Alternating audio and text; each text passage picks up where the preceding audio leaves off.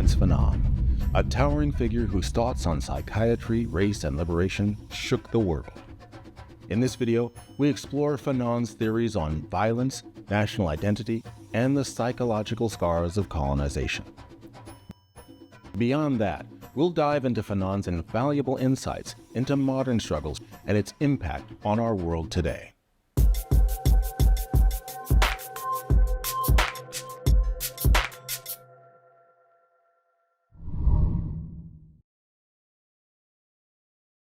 I'm Professor Darius. Welcome back to African Elements. Welcome if you're new. Frantz Fanon was a pivotal figure in West Indian psychiatry and revolutionary thought. He significantly influenced post-colonial discourse and anti-colonial movements. Additionally, his work intricately explores the psychological and sociopolitical dimensions of decolonization, race, and liberation. Fanon was an Afro-Caribbean psychiatrist, political philosopher, and Marxist. Moreover, he was a prominent figure in the anti-colonial movements of the mid-20th century. Fanon was born in 1925 in the French colony of Martinique. He studied psychiatry in France and subsequently worked as a psychiatrist in Algeria during the Algerian War of Independence against French colonial rule. Fanon's experiences of racism in the French army during World War II and his work treating Algerian patients shaped his radical anti-colonial views. Consequently, he joined the Algerian liberation movement and worked as an editor for the revolutionary newspaper Al-Mujahid. Fanon's writings were influential in the fields of post-colonial studies, critical theory, and Marxism. Furthermore, he argued that decolonization required a complete overhaul of the colonial system and creation of a new man, free from the psychological impacts of colonization. Among his most notable works, Black Skin, White Masks explores the psychological impact of colonialism on the colonized. On the other hand, Wretched of the Earth is a seminal text on decolonization and the use of violence against colonial oppression. This analysis integrates diverse scholarly perspectives and delves into Fanon's central themes, including racial interpolation, the ethical justification of anti-colonial violence, and his vision for a liberated society. One of Fanon's most controversial yet central themes is the ethical justification of violence in the context of colonial oppression. Scholar Olatunde Fashina elucidated on how Fanon viewed violence as necessary and inevitable. He saw violence as a required response to the systemic and brutal oppression inherent in colonial rule. According to Fashina, Fanon posits that colonial violence is a dehumanizing force, and the colonized's violent resistance is a form of reclamation of their humanity. Consequently, this perspective is crucial in understanding colonial power dynamics and the resistance it engenders. Fanon's perspectives on race and nation provide a nuanced understanding of post-colonial identity formation. Additionally, Fanon believed that colonization forced a distorted view of self amongst colonized individuals. Moreover, he argued that liberation from colonial rule must include a reclamation and reformation of national identity. Fanon perceives national culture as a call to arms, where cultural identity serves as the cornerstone in the fight against colonial domination. Consequently, this reflection underscores Fanon's insight into the interconnectedness of race, culture, and national identity in the post-colonial context. Fanon's role in the Algerian War and his broader impact on the anti-colonial movements worldwide are significant. Fanon's experiences in Algeria shaped his views on colonialism and revolution. Additionally, he became an ardent advocate for the Algerian independence movement, seeing it as a microcosm of broader anti-colonial struggles. For Fanon, Algeria was not just a case study, but a symbol of anti-colonial resistance and the hope for a decolonized world. Therefore, his perspective demonstrates Fanon's deep engagement with and influence on revolutionary movements beyond his theoretical writings. The relationship between Fanon and Jean-Paul Sartre reveals critical insights into Fanon's philosophical underpinnings, especially concerning the concept of agency. Fanon's interaction with Sartre's existentialist philosophy helped shape his thoughts on freedom and agency in the colonial context.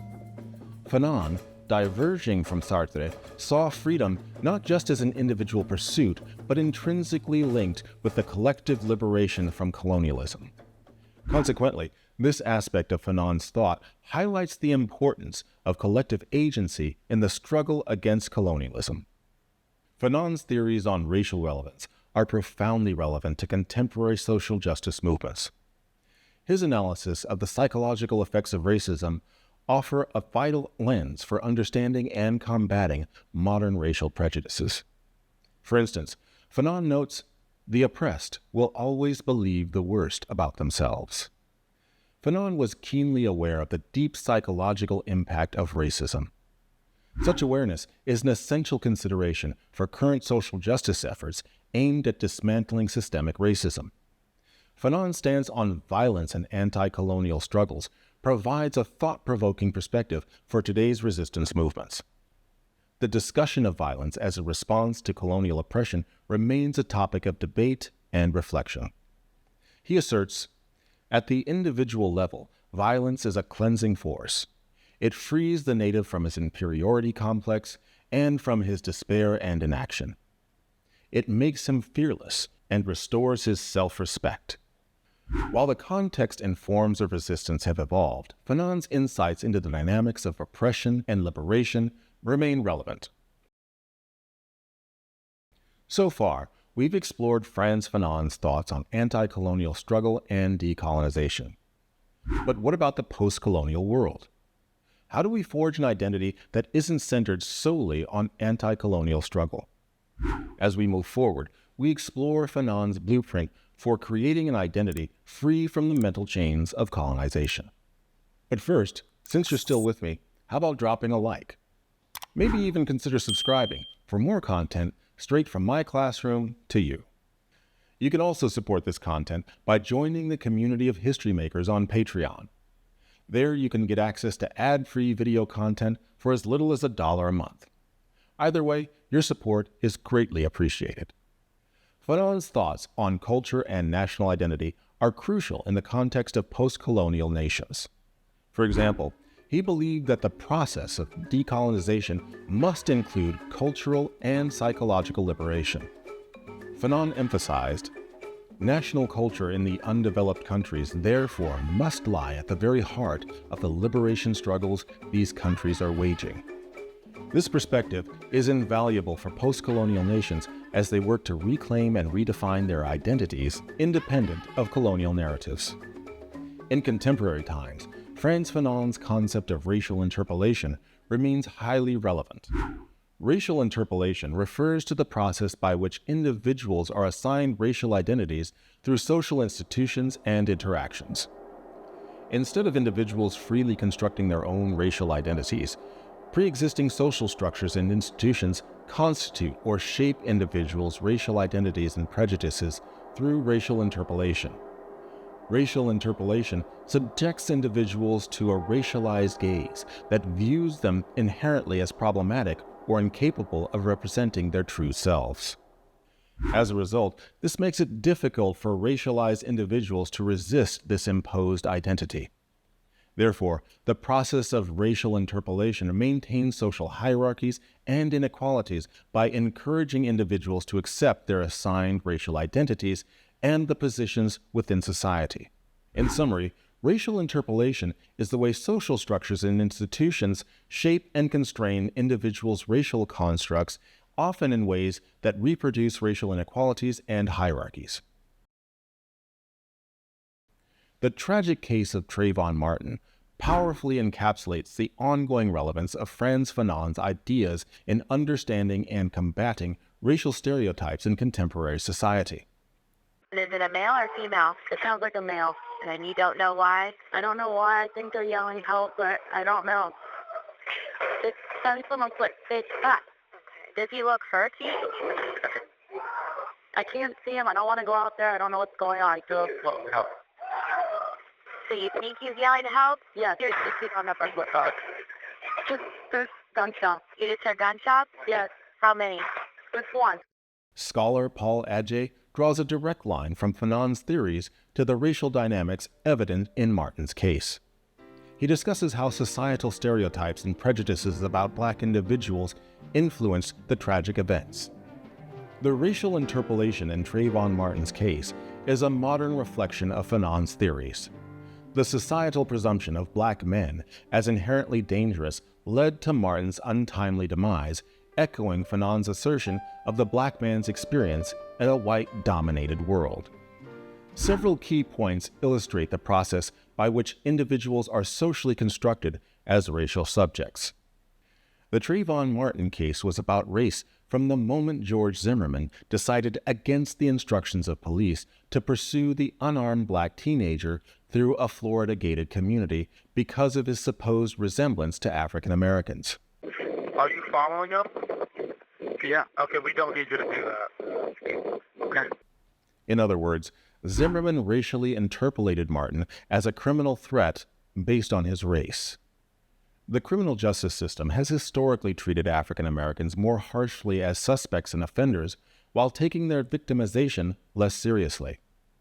That is to say, the presumption of black criminality meant that Martin's violent death could be explained away by Zimmerman's claims of self-defense. Put differently, the criminal justice system racially interpolates black individuals as inherently criminal. The colorblind narrative that dominated the Zimmerman trial forced the prosecution to avoid discussing racial profiling and instead describe Zimmerman's actions as criminal profiling.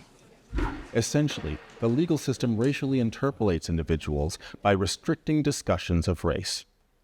Ultimately, the Trayvon Martin case reveals how race is socially constructed and how individuals are interpolated as racial subjects with serious consequences within the criminal justice system and broader society.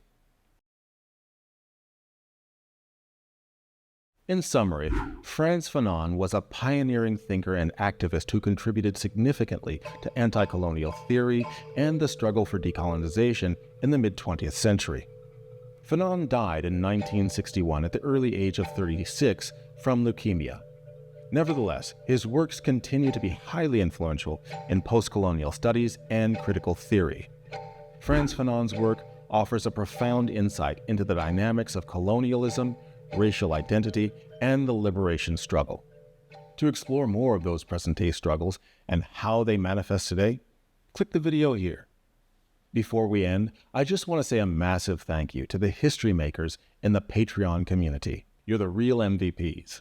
Let's keep the conversation going and dive deeper into stories that matter. I'm Professor Darius, and until next time, I'll see you in the comments.